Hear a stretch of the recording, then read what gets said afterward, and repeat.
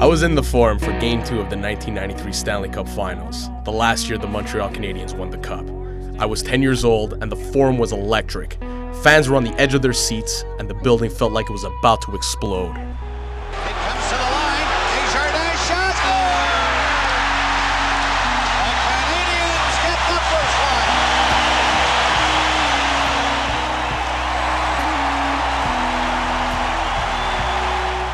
The Habs were down 2-1 going into the final minutes, and the crowd could only hope the ghosts of the Forum would show up to give the team a hand. We got something critical going on here. It's a stick measurement. You're allowed a half-inch curve. That is the device that measures the curve. Kerry Fraser is measuring it. Come on. It's Marty McSorley's stick, I believe. It's illegal. Yes! When Éric Desjardins scored his second goal of the game to send it into overtime, the noise was deafening, and the Forum faithful was anticipating another magical moment. Rooney carries in, rolling in front of the net, shot. Desjardins following the play, and he missed in the short shot. There he is again. Scores! Desjardins! And the Canadiens win in overtime. Another page of Forum folklore was written, and I got to be a part of it. That is my greatest childhood memory, and we all know what happened after that. And now a 24th Stanley Cup banner will hang from the rafters of the famous Forum in Montreal. The Canadiens win the Stanley Cup.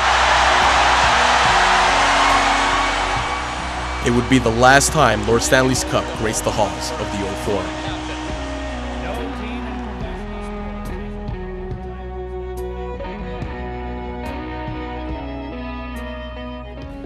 The Forum first opened its doors on November 29, 1924. It was a home to not only the Montreal Canadiens, but the Montreal Maroons. The Forum was more than just a glorified hockey arena.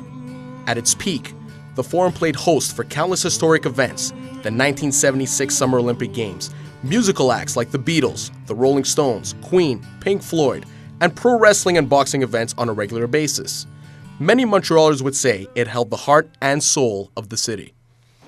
Well, from the time it was built in 1924, I would think that the Forum was a very integral part of so much of the life of Montreal, especially as it pertained to entertainment and to sport. And the thing that really sticks in my mind about this building as it was before was the final year that the Canadiens played here, the 1995-96 season. How many times people spoke to me at games that year who had come from outside Montreal, just to say that they saw a game at the Forum before it closed, all the way from Newfoundland to British Columbia, in restaurants and so on. And you know, it started to get through to me. I thought, well, if this building is so important to these people who don't even live here, what the heck has it meant to Montrealers all through the years? And talking to the former Habs play-by-play announcer and Hockey Hall of Famer, I got a real sense of the tremendous impact the building had on so many people's lives. It wasn't just a building. It was a fond childhood memory like mine, or an unforgettable moment. I just remember walking away from it as I thought back to it, thinking that there just seemed to be such respect for the team, for the organization, for the men who played for the team, and for the building itself. You know, it was moving, but at the same time, I thought that you know, I don't think it was that. Well, I guess for some people, emotional. For me, I wasn't that emotional. It was just a great memory that was something that had been part of so many lives of the people who were there, and that was over. The Montreal Canadiens played their last game at the Forum on March 11, 1996, as they moved to a bigger and more up-to-date facility, the Molson Center, now Bell Center. The legendary Maurice the Rocket Richard received a 10-minute-long standing ovation, a testament to the legacy he left behind at the Forum. The new complex, with a seating capacity of 21,273 people, would become the standard for professional hockey and entertainment arenas. The final chapter had been written, and it was now time to pass the torch onto the new venue.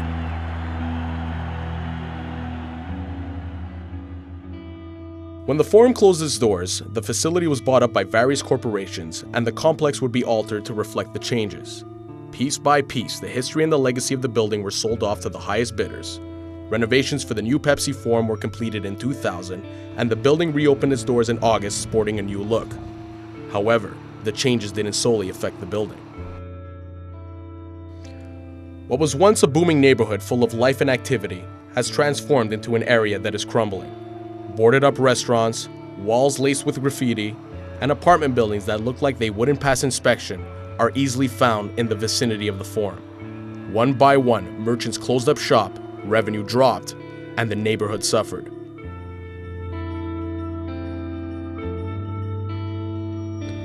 Moe's Corner is one of the last remaining restaurants in the area. Since 1958, Moe's has been a permanent fixture on the corner of de Maisonneuve and Lambert-Closse.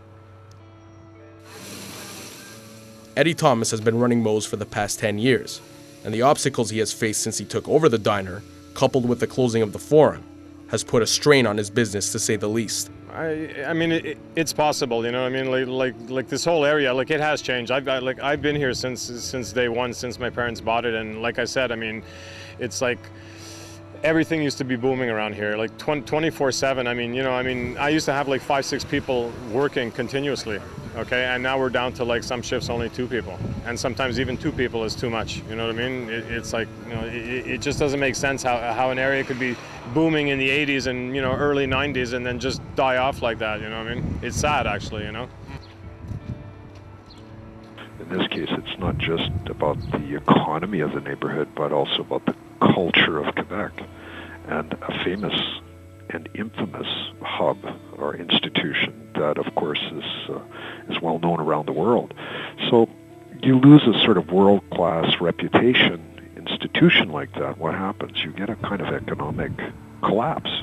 There's a two-edged sort of sword going on in neighborhoods when they lose an institution like the Forum, and that is developers want to move in, and in a sense, speculators control the local markets. So we've got to put it into a context where the Forum leaves and people that live there are struggling. You know, people that own property there are struggling. There's a rise of a marginal population of homeless people in the neighborhood.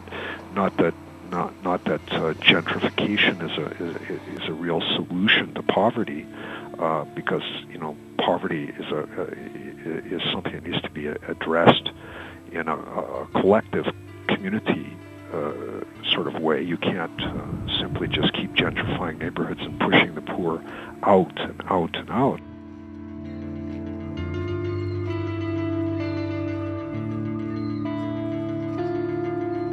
But, you know, when there was a hockey game, when there was a big event here, I mean, the whole area was alive. You have this stretch, and they talk about it a lot, and they've done newspaper stories about it and television features about it. This block here, the first block east of the Forum, between Lambert-Closse and Chamedy, there isn't, on the one side of the street, on the north side, there isn't a building that's still operational. I mean, it's dead, it's gone, it's finished. That place used to boom. You had a movie theater with live shows. When I first came here, they had all the top entertainers used to appear live 1 block away from the Forum. A lot of stories about them. And when the Four Lads were here, the group singing from Toronto, between shows, they'd come watch the hockey game and then they'd go back and do the show again, you know.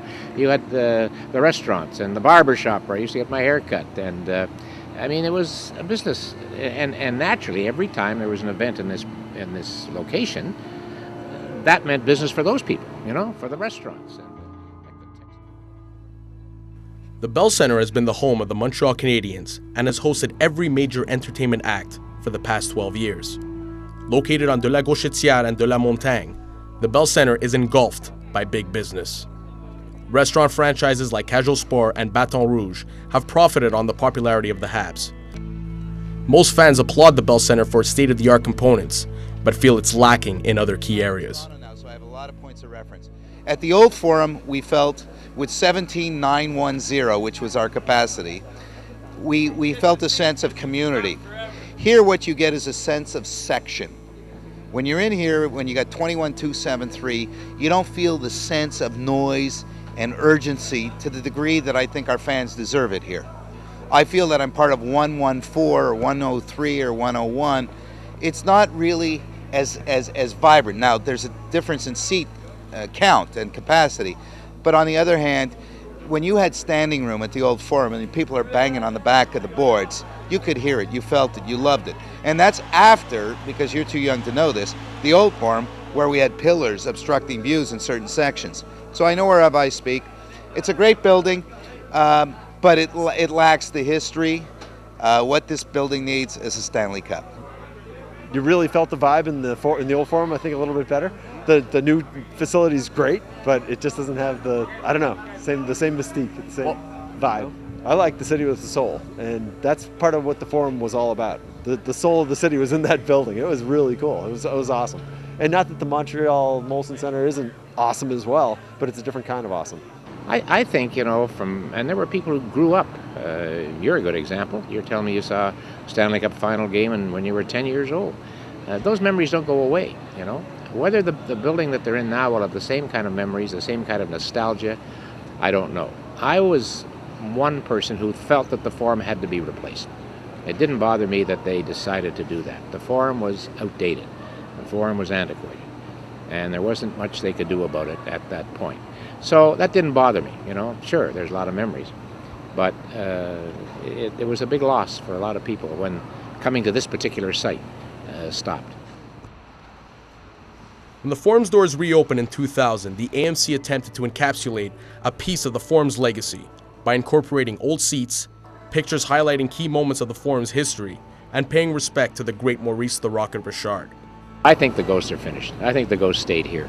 It's a new era down there. As far as I'm concerned, when I walk in here, there's a few ghosts sitting in a dark movie theater. They might be hanging around in there. But I don't think that's a factor anymore. One thing about the Forum that I mentioned before, and you might think, well, I felt the Forum had to move. It did. Do you realize that the ice that the fellows skated on the last night was the same ice plant underneath that opened the building in 1924? And I can tell you this, that the players, for the last 2 or 3 years of the Forum, both the Canadian players, visiting players, especially the Canadian players, complained about the ice. They said it was terrible. One of the worst ice surfaces in the NHL, but they weren't going to change it because it would have spent all that money and they know that they were going to be moving in a couple of years. So the players had to endure that, and they talked about it a lot, So, yeah, and of course economically, with the boxes, the private boxes, and the number of tickets they could sell, they couldn't keep up.